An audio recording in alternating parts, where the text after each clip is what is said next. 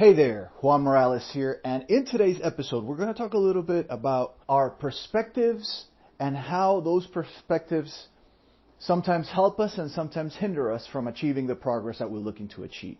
Now, the reason this all came about was because I was playing with my son.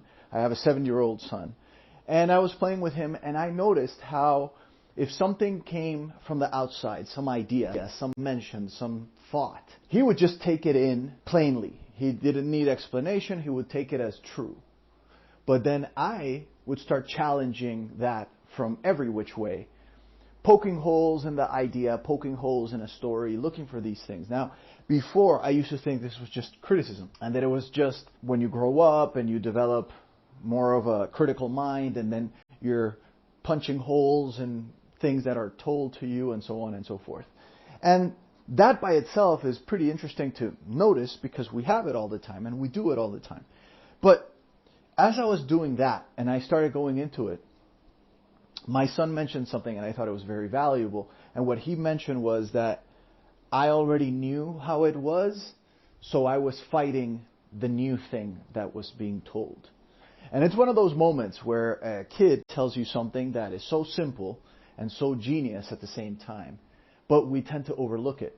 And it's the idea that whatever we have taken in as stories over our lives and repeated enough times, to us that became a part of who we are. Even though it's not, but it becomes a part of who we are. It's the story that we tell ourselves. Now, what happens with that?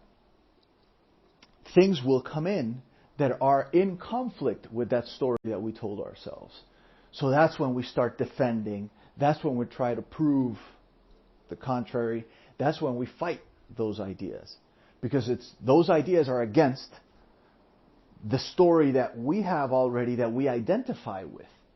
So this is a very interesting concept, especially when you realize all these things that have to do with change. And if there's anything that we've learned from this whole pandemic, is that either you change or life forces you to change. But change is happening. And most people resist change. They do not want to change. They do not want to change the way that things are done. They don't want to change the way they think. They don't want to change the way they act. They don't want to change the way they behave. But this is a force of nature, that it's going to have evolution. Because evolution is, if you think about it, is like change for the better, right?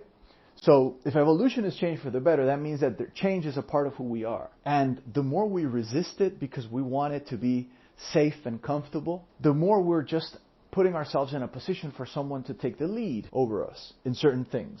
Especially if we're holding on to our thoughts and our stories with no real idea of why we're doing that. The most important thing to understand is that in today's world, the only thing that's certain is change. And that will happen.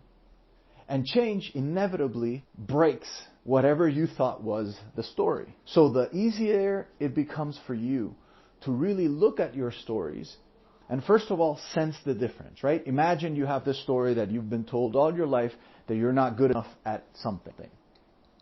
Or you're not good, and you repeat that to yourself, and every time it doesn't happen for you the way you want it to, you repeat it again and again, and eventually it's just a part of who you are. I'm not good at this, or I'm not worth it, or whatever the story may become. And then someone comes in and they give you a compliment.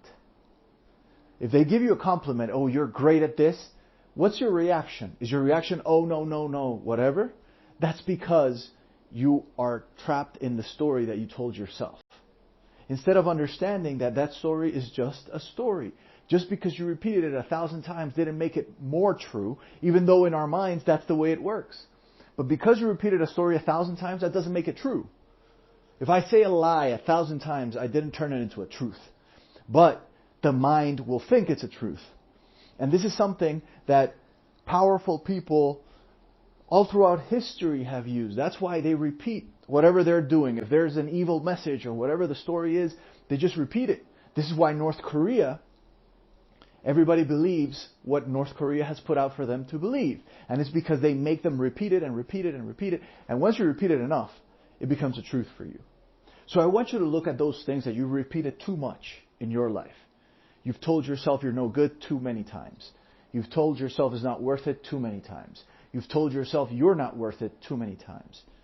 Because you believe those stories to be true now.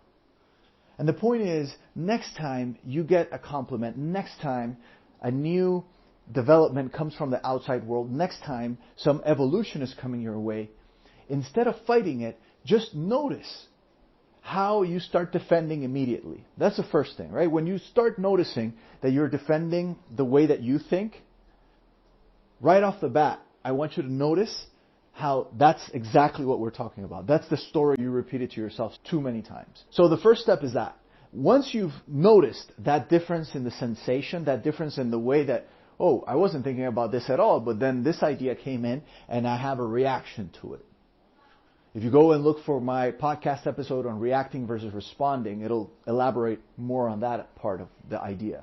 But what I want you to notice is how it's fighting against the story because you've repeated that story in your head, in your mouth, to other people and to yourself so many times that you think it's true. And that's why you start fighting it. And the truth is, this is the stuff that we only learned from people that are not fighting that. I got to learn it from my son because he was taking it for granted. He was just listening and he had nothing in the box. My box was full of stuff.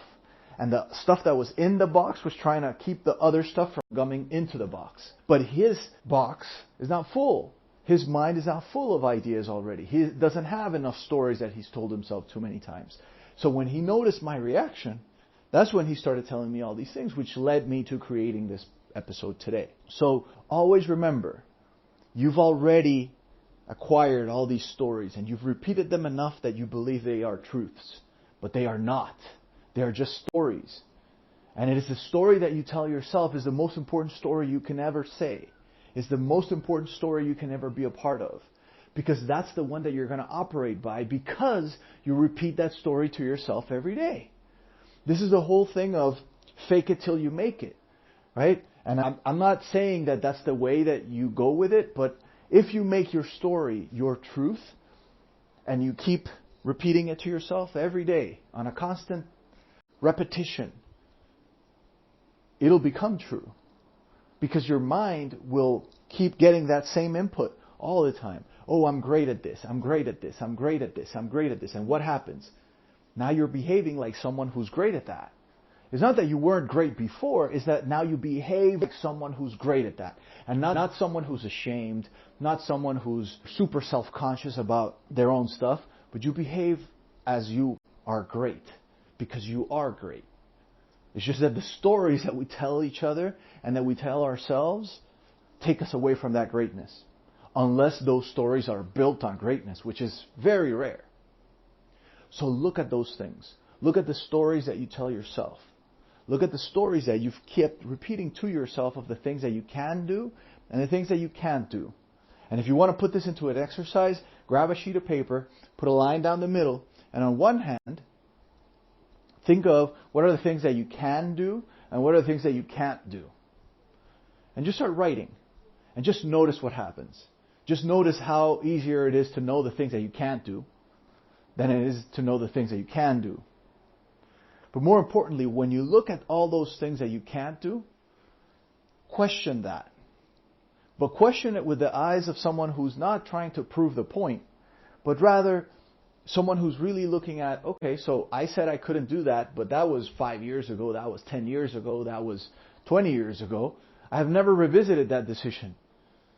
And if you fast forward it to today, are you still not able to do those things? I know for sure I have things like that. I know that I have things like that that have affected me. And because I took that decision way back when, and I told myself that story way back when, it started shaping my life. And it is only through looking at those stories that have gone unchecked for many, many years that I'm able to change the stories and realize that, hey, I'm not that person anymore. Right? When you were a kid, chances are you were scared of certain things. But I'm sure that a lot of those things don't scare you anymore. And this is the whole point. In the same way that those things happen with the monsters, well, now imagine what happens when those monsters are really beliefs that you have about yourself, about the world, about your place in the world, and all that. So remember, challenge those stories. You need to identify them first, but then you have to challenge them because they may not be true. If they are, then great. Now at least you know they're still holding true. But if they're not, if your situation changed, if everything that you know about these things have changed, just change the story. You change the story, you change your life. You change the story, you change your life. I hope you got a lot of value out of this one. This is the first time that I've experienced what I experienced with my son when he gave me that insight.